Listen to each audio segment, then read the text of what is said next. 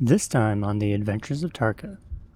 I meet a fellow single-hander and get to do some incredible sailing with her. I get swarmed by a colony of ferocious lizards, and I start wondering if Tarka's bachelor lifestyle will soon be changing.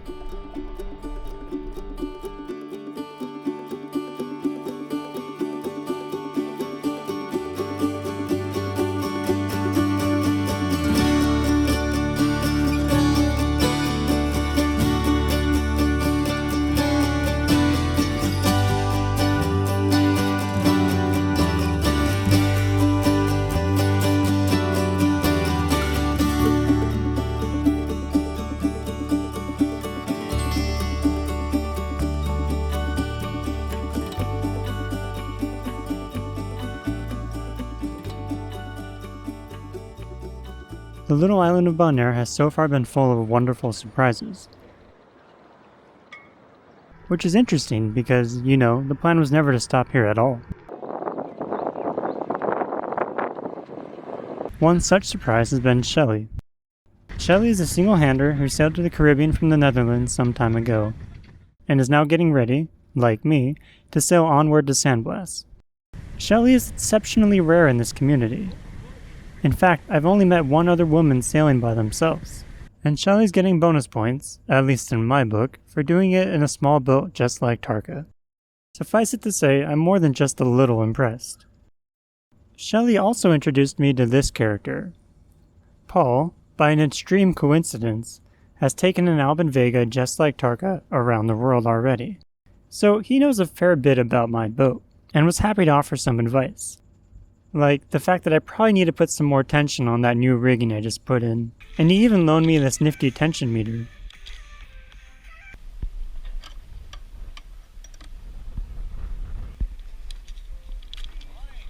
Good morning.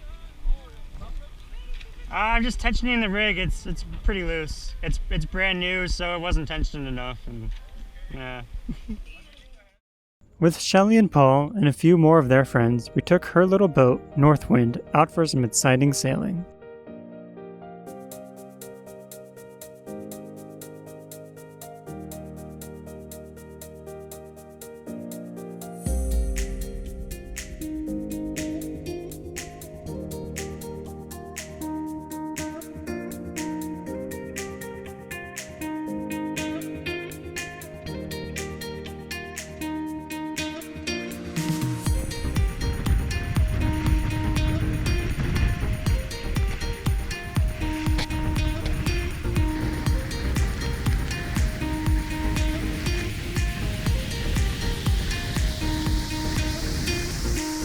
It was nice to be sailing another boat for a change, especially with experienced crew.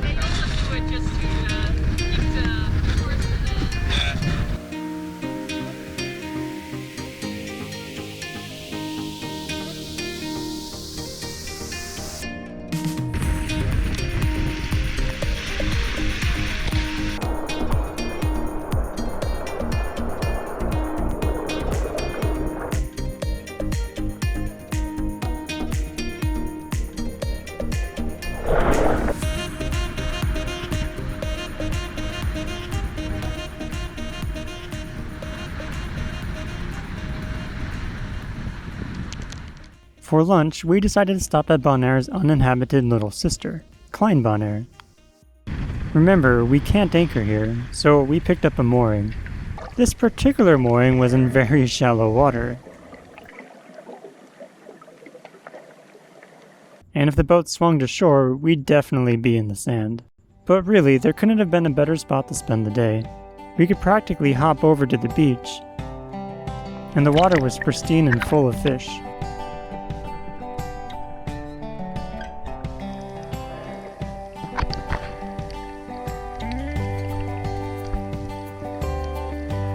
In addition, we pretty much had the whole island to ourselves. I really don't think it gets much better than this.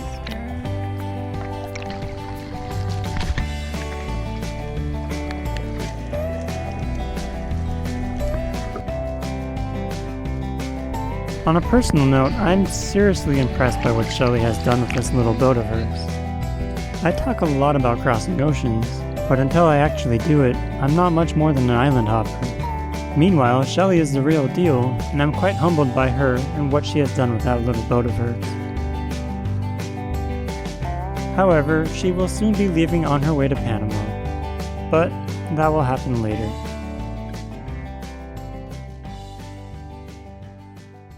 By the way, the reason I called Paul a character earlier is because he's a bit of a wild one.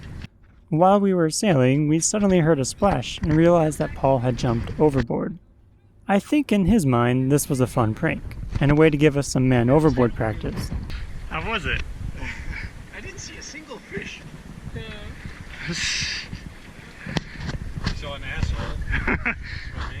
For me, this is a problem I've never even had to consider. As a single-hander, my man overboard procedure has always been, well, don't fall overboard. Because, of course, no one is going to steer Tarka to my rescue. But now I've met someone, and have started to ask myself whether there's room for two aboard Tarka. So maybe I'm going to have to start practicing man overboard maneuvers?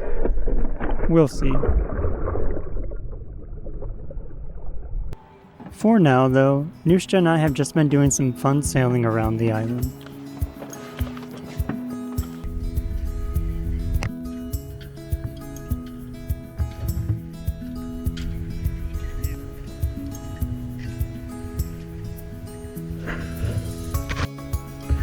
We also took some friends out for a sail to the north end of the island. For them, sailing is new, and I didn't have the heart to introduce them to the world of sailing by burying the rail like we did on Northwind, so we just took it easy. Our destination was a dive site known for its turtles and beautiful coral, and it didn't take long for us to jump in.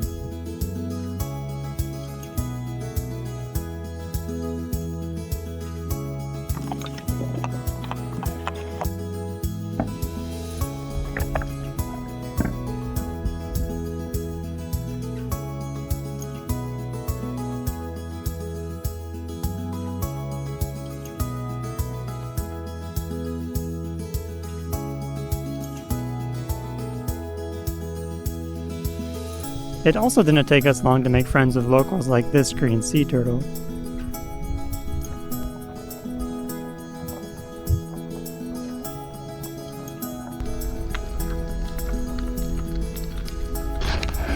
We also found evidence here of some of Bonaire's coral conservation efforts, like these staghorn coral that have been transplanted here after growing in farms like the one back at the anchorage.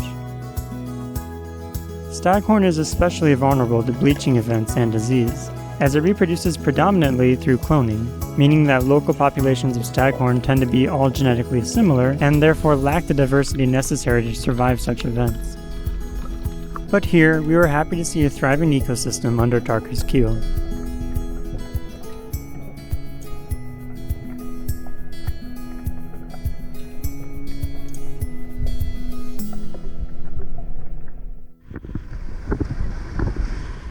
Life on Tarka isn't all about sailing, and we got to do some land exploring with the aid of a rental car. We actually got to use the car in return for providing photos and some drone footage for their marketing purposes, so that was a pretty nice deal. Bonaire isn't very populated, but a large chunk of it is still set aside as a national park, and this includes some interesting landscapes. The windward side of the island is a whole different beast, and it gave us a unique opportunity to do some land snorkeling. There we go.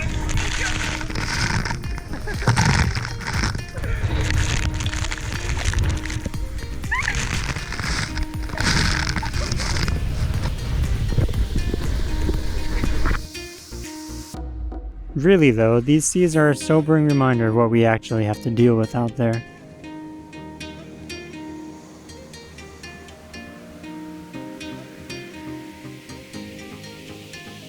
We also, sort of accidentally, discovered that Bonaire's population of whiptail lizards really like apples.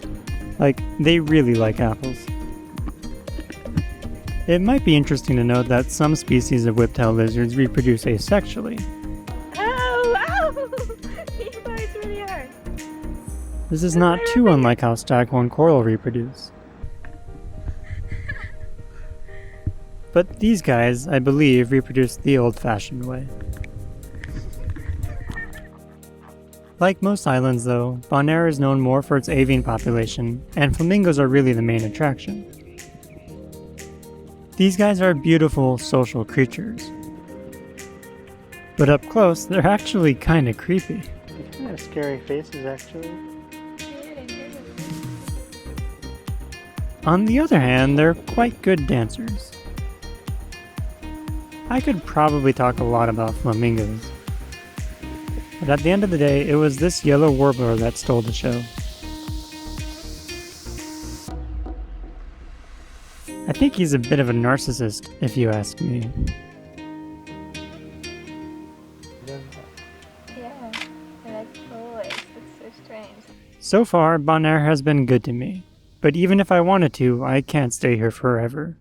The original plan was to do a 3-year circumnavigation, as that's really all my small budget can muster. However, I've been wondering lately whether it's worth doing if it's gonna be rushed. Plus, it probably wouldn't hurt to become a more competent sailor, as despite all those ocean miles under my keel, I still make rookie mistakes. So, here's the new plan. I will spend a bit more time here in Bonaire, and then move on westward afterward, taking my time in the Western Caribbean, and maybe even taking Tarka to mainland South America. Then, we will hop over to Sandblast and cross the canal. That means the Pacific will have to wait until next year, but it will still be there, and I'll be more prepared. The bigger question is, will I be doing it alone? Nushta is no more of a sailor than I was just 8 months ago, and though adventurous and enthusiastic, has no experience aboard a small boat or the realities of ocean passage making. So, before any decisions are made on that front, I'll have to show her what the open ocean looks and feels like on Little Tarka. Now we're getting into waves.